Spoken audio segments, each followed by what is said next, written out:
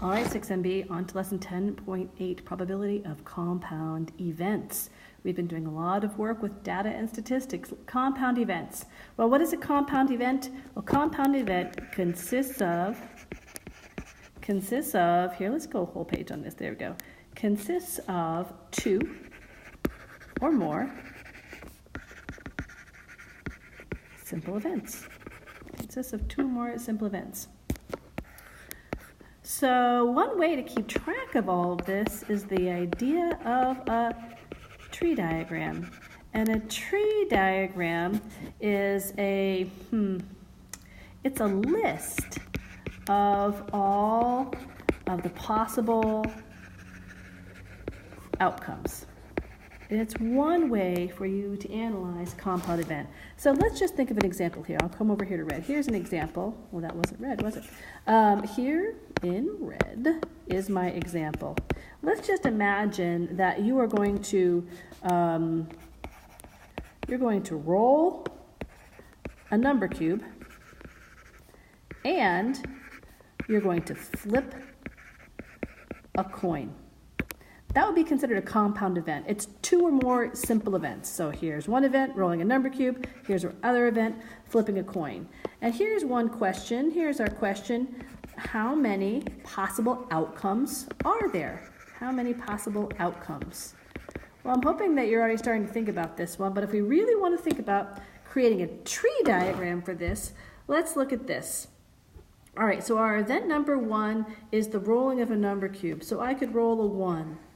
I could roll a 2, I could roll a 3, I could roll a 4, a 5.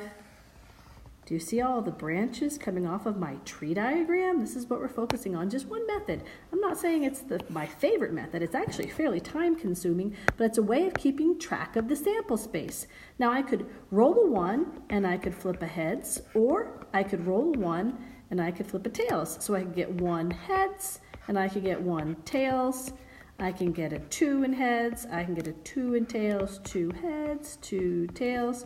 The tree diagram really does a great job of helping us make an itemized list of what we would call our sample space. So I could have a 4 heads and I could have a 4 tails.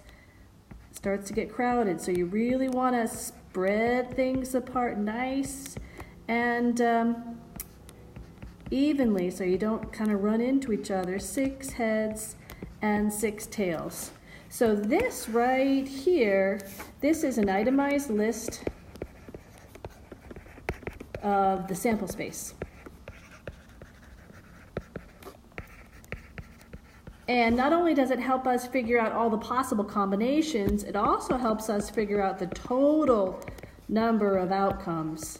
And the total number of outcomes can simply be by counting. I've got 1, 2, 3, 4, 5, 6, 7, 8, 9, 10, 11, 12. There are 12 outcomes. So that's one way of starting to analyze a compound event through a tree diagram. Well, I'm guessing that you guys are thinking there might be a faster way, and yeah, there is a faster way, and it's called the fundamental counting principle.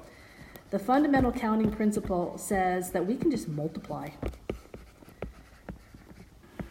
Fundamental counting principle says that to find the total number of possible outcomes, now it doesn't give us a list of the sample space, but just gives us a total number of the possible outcomes.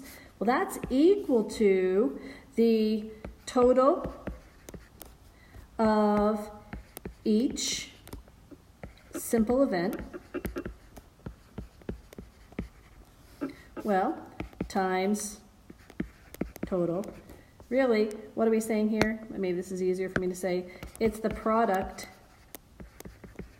of the totals of the simple events. So for this example up above, there are 6 faces on a number cube. There are 2 sides to a coin. There are 6 times 2. There are 12 possible outcomes. And that's figuring it out through the fundamental counting principle, which is much faster, isn't it?